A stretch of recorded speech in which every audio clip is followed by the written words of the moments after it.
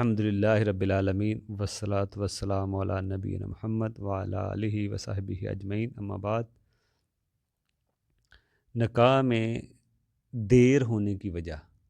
جو تخیر ہوتی ہے، دیری ہوتی ہے نکاح کی، اس کی کیا وجوہات ہیں، کیا لوگوں کے اسباب جو لوگوں نے بنائے ہوئے ہیں بہانے، حالانکہ وہ نہیں ہونے چاہیے لیکن لوگوں نے بنائے ہوئے ہیں، تو وہ ہونے نہیں چاہیے کیونکہ نکاح جلدی ہونا چاہیے۔ دیکھیں، سب سے پہلا مسئلہ اگر آج ہم دیکھتے ہیں کہ شادی کی تخیر ہونے کی وجہ، لڑکی، یہ بھی ہوتا ہے بعض اوقات کہ لڑکی اگر اچھا کما رہی ہے تو اس کی وجہ سے بھی اس کی تخیر ہو جاتی ہے، کیونکہ لڑکی کما رہی ہوتی ہے، انسان لالچی، آدمی لالچی ہوتے ہیں لوگ، وہ اس کی شادی نہیں کرتے کہ یہ کمائے گی تو آگے جائے گا، ٹھیک ہے نا، تو یہ کبھی یہ بھی وجہ بن جاتی ہے،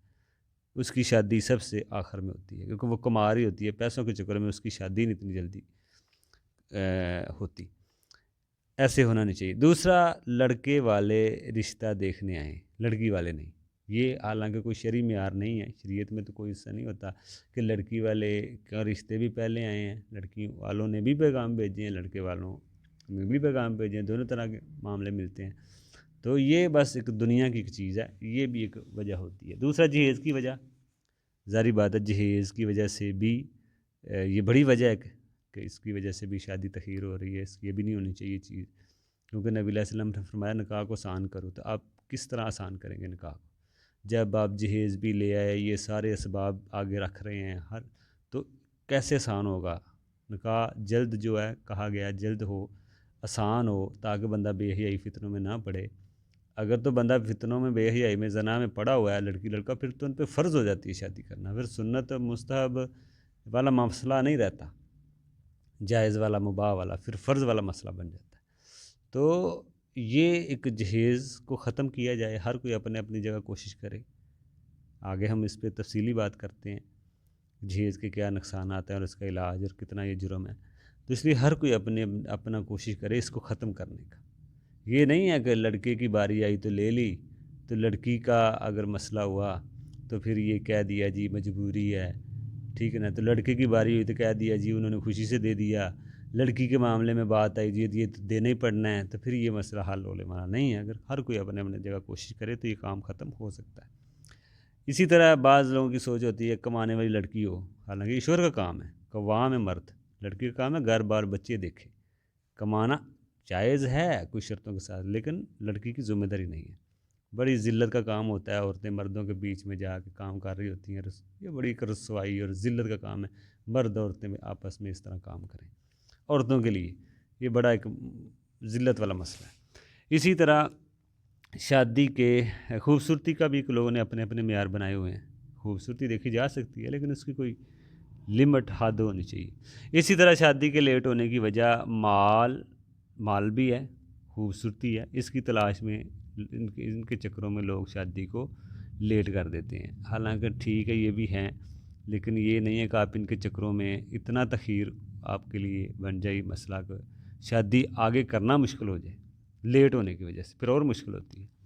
اسی طرح پہلے میں نے بات کی ہے کہ مال، خوبصورتی یہ کوئی عیب نہیں ہے، لیکن اس کی کوئی حد بھی ہونی چاہیے، ایک حد تک آپ دیکھ سکتے ہیں، غلو نہ کریں اس میں،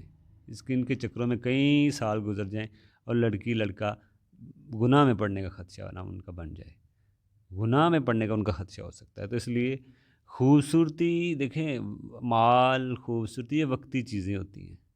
اخلاق دیکھیں یہ آگے جاتا ہے، مرنے کے بعد بھی ساتھ ہی ہوتا ہے، خوبصورتی، مال یہ سب پیچھے رہتے ہیں، اخلاق، دینداری، تقوی، پرہیزگاری یہ آگے جائے گا، اس سے انسان اصل ہوتا ہے، وہ اپنے رب کو پہچانتا جو اپنے رب کو صحیح جانتا ہے، پہچانتا ہے، حقوق ادا کرتا ہے، وہ ہے اصل معاملہ۔ یہ تو وقتی عارضی ایک مصنوعی چیزیں ہیں۔ دوسرا، دنیا کی پڑھائی بھی دیکھی جاتی ہے، ہمارا لڑکا بہت پڑھا ہوا ہے، اتنا اس نے پڑھا ہے، لڑکی بھی اتنی ہو، لڑکی اتنی پڑھ چکی ہے، لڑکا آگے اتنا ہو، تعلیم بہت ہے جی، یہ بھی ایک وجہ ہے شادی کی تخیر ہونے کی۔ ٹھیک ہے آپ پڑھائیں بچوں کو، لیکن اصل تو دینی تعلیم ہے، اس کی فرق کر سکتے ہیں آپ کو کتنا پڑھا ہے کتنا نہیں، لیکن دنیا کی تعلیم ایک دنیا داری چیز ہے، اس لیے یہ بھی دیکھی جا سکتی ہے کسی حد تک۔ اسی طرح نکاح میں دیری کی وجہ لوگ اپنے لوگوں کے معیار ہیں، یہ معیار نہیں ہونے چاہیے، لیکن کسی حد تک ہو بھی سکتے ہیں۔ معیار اس لیے نہیں ہونے چاہیے تاکہ نکاح میں تاخیر نہ ہو، اور نکاح میں دینداری اصل ہے، اس کو ترجیح دیں، ورنہ فتنہ پیدا ہوگا۔ فتنے کا مطلب کیا ہے کہ لوگ اگر آپ دینداری دیکھیں گے نہیں لڑکی کی شادی کے لیے، لڑکے کی شادی کے لیے، تو لوگ اپنے بچوں کو پھر دیندار بنائیں گے نہیں، کیونکہ دینداری تو آپ دیکھتے ہی نہیں ہیں، آپ تو پیسہ دیکھتے ہیں، خوبصورتی دیکھتے ہیں، پڑھائی دیکھتے ہیں، نوکری دیکھتے ہیں، تو پھر لوگ نوکری کریں گے، نوکری کی طرف توجہ دیں گے، دنیاوی تعلیم کی طرف زیادہ توجہ دیں گے، مال کی طرف زیادہ توجہ دیں گے، کیونکہ لوگ دیکھتے ہی ہیں۔ تو پھر جب دین کوئی سکھائے گا ہی نہیں اپنے بچوں کو، کیونکہ دینداری تو کوئی دیکھتا ہی نہیں، نہ کوئی اہمیت ہے لوگوں کی نظر میں، تو فتنہ ہی پڑھنا ہے۔ جب کسی نے دینداری سیکھنی نہیں ہے، دین پڑھنا ہی نہیں ہے، علم پڑھنا ہی نہیں ہے دین کا، تو پھر فتنے ہی پڑھنے ہیں نا۔ تو یہ مطلب ہے جب آپ دینداری نہیں دیکھو گے تو پھر معاشرے میں فتنے پڑیں گے۔